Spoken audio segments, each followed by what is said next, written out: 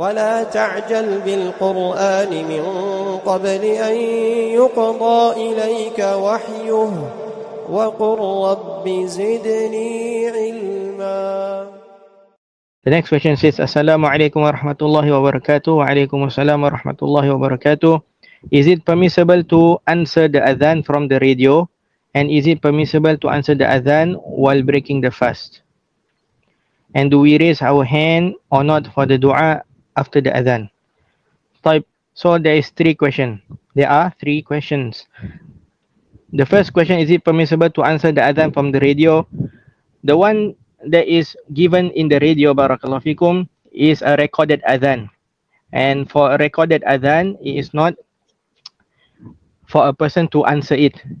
The adhan that it should be answered is the one that is ongoing, live. Whether is it in the radio or in the masjid. If you hear it in the masjid, then you answer it.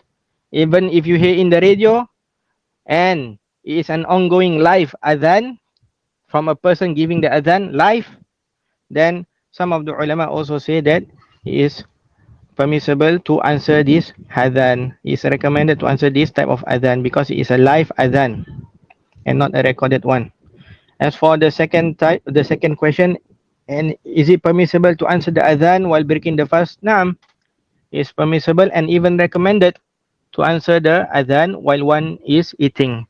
Stop chewing his food or stop taking in food for a moment and answer back what the muadhin is saying.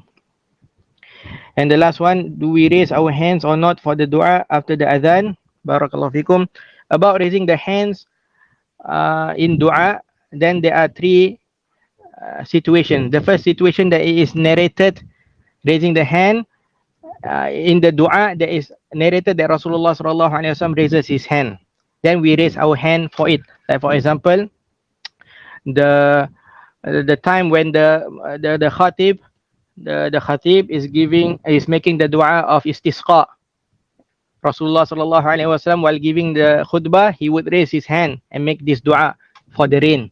So here it is sunnah for us to follow the Prophet sallallahu alaihi wasallam and raise our hand when making the dua. Second situation is, it is narrated that Rasulullah sallallahu alaihi wasallam made the dua, but it was not narrated that he raised his hand.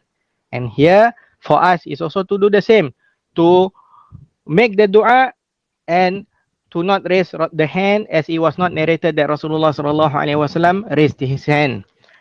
For example, like the dua of the adhan, it was never narrated that Rasulullah sallallahu alaihi wasallam raised his hand while making this dua. That is after the adhan, Allahumma rabba hadhihi da'wah.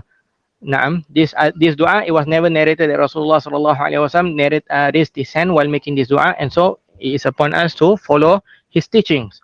And the third situation is that it was not narrated whether Rasulullah sallallahu alaihi wasallam raised his hand, or it was not narrated that Rasulullah sallallahu alaihi wasallam raised his hand.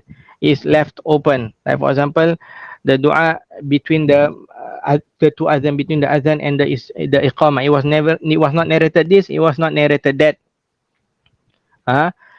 And so the ulama says that in this situation, then it is mustahab to raise one's hand, because the general qaida is that raising the hand is from the means of Allah subhanahu wa ta'ala answering the supplication.